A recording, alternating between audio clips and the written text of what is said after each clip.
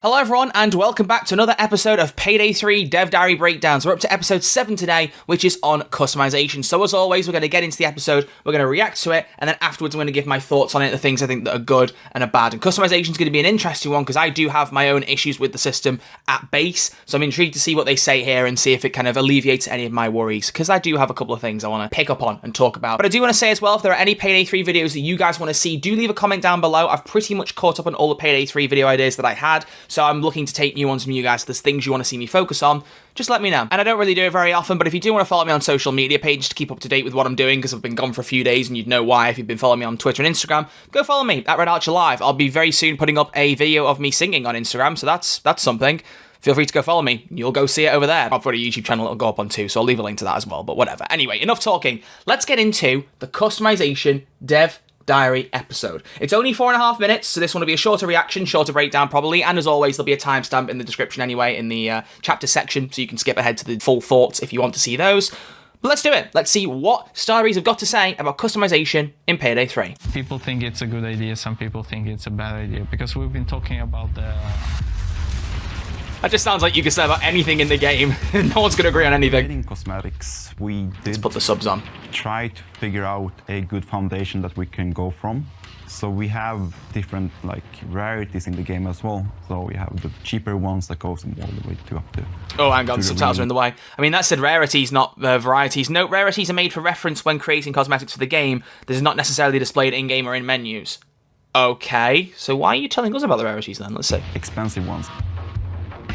We needed to have a good set to work with, so I haven't spent a lot of time trying to figure out what is a common mask and what is a legendary mask.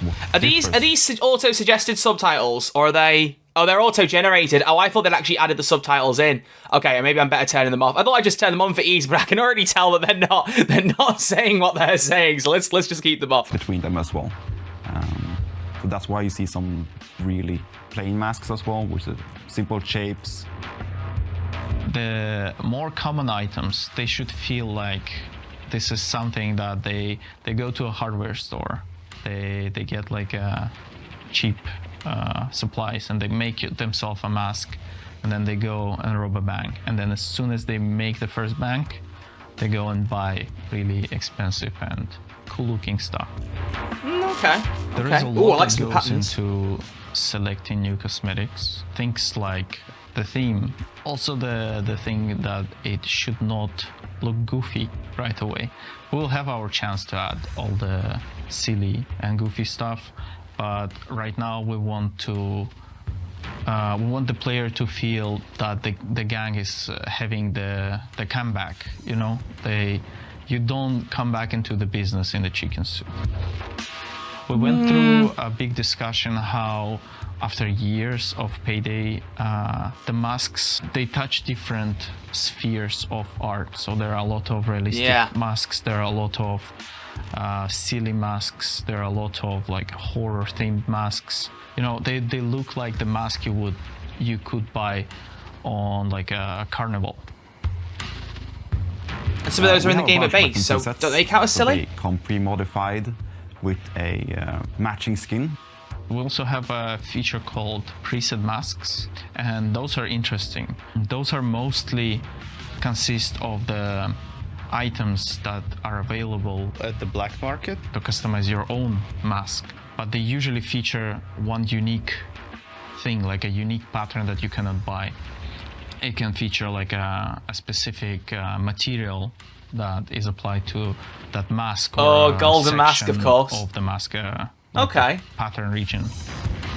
That sounds pretty good. The hardest redesign of I would say like it's not a particular character and it's not the outfit they wear. I would say the faces.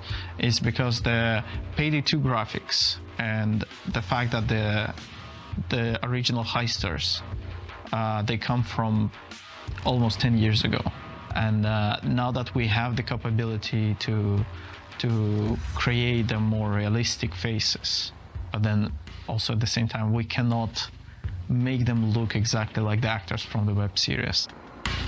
It's been 10 years since Payday 2 as well. You can't expect the players to look the same as they did 10 years ago. So you probably have some battle scars, some aging in the face. So that's what's brings us also from Diesel into Unreal as well, that we can utilize the new technology that we have today. We are using face scans to get all the details and richness in the faces that we couldn't get in Payday 2. Interesting why they're explaining why they got new faces. We have a very good foundation for Payday 3, but it's something we want to evolve in the future to enrich the Payday 3 experience as well. So we are looking into more systems and maybe more cosmetics that we can add to the game. There is a lot that we achieved with the engine, and there is a lot coming. Okay. Is that... Okay, yeah, that's it. That felt like a much shorter episode. I didn't really feel like I had as much to add onto that one. Right, intriguing. Okay, so, couple of things that I want to talk about there. Not all completely positive this time, because, I mean, let's just start right off the bat with the issue that I had going into the customization system that they haven't touched on at all here, and I figured they wouldn't. My personal big issue with Payday 3's customization system is the way that the mask customization is done. I've said this before in videos and on my streams and stuff, so if you've heard me talk about this before, this will not be news to you, but I personally don't like that they've kept the very same structure of mask customization from Payday 2, where you pick a mask, you pick a pattern, you pick your colours, done. There's no moving of the patterns, there's no kind of adjusting of size or direction or anything like that of the patterns. Now, I previously had said, oh, you could do something like a Call of Duty emblem editor where you have several different layers you put on top of each other. I get why they wouldn't do that, because you could easily make some questionable images and shapes and things on masks, so I totally understand why you wouldn't do that. That makes sense. But just allowing you to pick the one pattern and not even like move it around. Some patterns, like just say no, I saw there, it will just go across the front of the face. Well, what if I want it on the forehead? What if I want it on the cheek? What if I want it somewhere else? Do you know what I mean? Like, I don't feel like being able to move those around would do any harm. It just give you more customization. And they did say there that they will add extra features for customization later down the line. So I hope that they go through with that and pursue it, because I think that would really revolutionize customization just that little bit, because they constantly are saying that everything is, you know, more updated, it's 10 years later, it's better in Payday 3. But that's like one of the only things, like looting bags for me, where I'm like, that doesn't really feel like anything's changed. So I'd like to see that get improved and touched on a bit. On top of that, the only other real issue, it's not even really an issue, but the only kind of criticism that I have is them noting that they're not going to add silly masks until later down the line. I mean, look, I really love that Payday 3's got a grounded tone, but I don't want it to be so grounded that it loses its character, because Payday is a bit of a goofy game. I'm appreciative that they're toning it down for Payday 3, because I did think it went a bit too over the top for Payday 2. And I know that's a matter of opinion, and you won't all agree with me, and that's totally fair. But if you're saying that immediately, you're basically going, we're going to start off serious and the silly stuff will come later. Just put some silly stuff in to begin with. Have a few goofy masks in there. It looks like there's the big chibi kitty, is what they call it. That's in there. So I don't know why they're making a specific point out of saying the silly stuff will come later, because that either just tells me the tone is going to completely change and it won't be the same game later on that it is at launch based on the tonality, not just the content. Or that they just maybe didn't put enough in at the start for the masks. I don't know. So that's just like a little nitpick where I'm like, it just seems like a big statement to make that has me wondering and like overanalyzing maybe a little bit. I do like to overthink things, so it could just be that. But aside from that, I really, really liked some of the stuff they talked about with unique masks. That's a big thing for me, because sometimes customizing masks can be a little bit of a nightmare, as I've said before. Not being able to move patterns, it causes issues. If they give you a unique mask customization pattern that has something in there that you can't unlock at base, as long as it's not locked behind microtransactions, which in the back of my head, that is ringing, that could be behind microtransactions, so it's a bit ugh. But I like it as an idea that you can have customization basically done for you in a way that's better than you might be able to do anyway, because it has things that you don't have. That in concept is good. Again, execution will vary on that, but I'm intrigued to see how they run with that. They also mentioned the weapons, but we also knew about the weapon kits from a previous video, so we know about them having the unique weapon presets that you can get. And I already talked about then that could also be a possible microtransaction, putting some of those behind a paywall, although that comes to the equation of, is that pay to win, pay to skip the grind?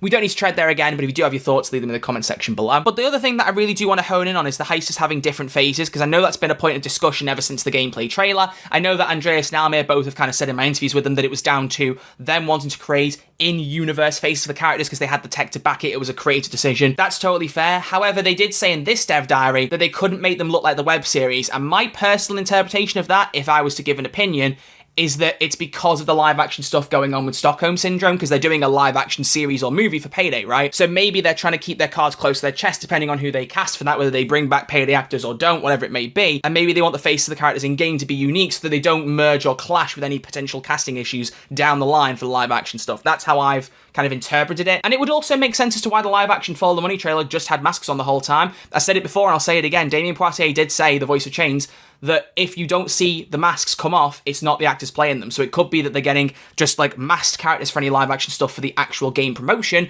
and then more in-depth live action stuff for the adaptation. So that's also very, very intriguing. However, that being said, the faces have really grown on me. The more I see them, the more I like them, the more I'm getting used to them, I suppose. It's just like anything, you get used to something after a while. But I did really appreciate them giving information on it involving like face scanning and trying to get all the facial details right, because we don't really know how much effort behind the scenes has got into it, and them giving a bit more of an idea there is cool. And I really like that. And I hope that that level of attention to detail keeps coming with any other characters. I mean, we've still got 2 to come we still don't know about, right? They're going to be announced at some point.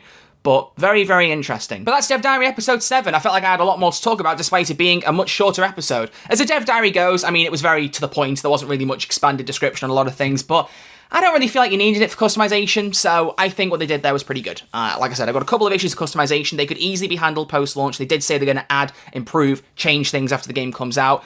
I just hope that, as I said, if they're going to change things, the tone stays the same, because if you go too far on one end at the goofy side, then it might kind of jeopardize how the game feels a tiny bit, but that's, again, just a little nitpick from me. I'm not, like, that worried about it. It's just something I picked up on. But either way, we've only got 2 more Dev Diaries to go. Episode 8 focusing on narrative and sounds, and then Episode 9, which is the launch one that'll presumably come out around the time the game kicks off. So we can expect the next one, Episode 8, sometime in the next week or 2, I'm guessing. It's the usual pattern they've been following. I mean, it's been a little bit longer, I think, this time since Episode 6, so maybe we'll get it next week. Maybe we won't. I really don't know. But either way, thank you all very much for watching this video. If you have enjoyed it, please do give it a thumbs up. I greatly appreciate it. And click that subscribe button if you want to stay in tune with all future Payday 3 content.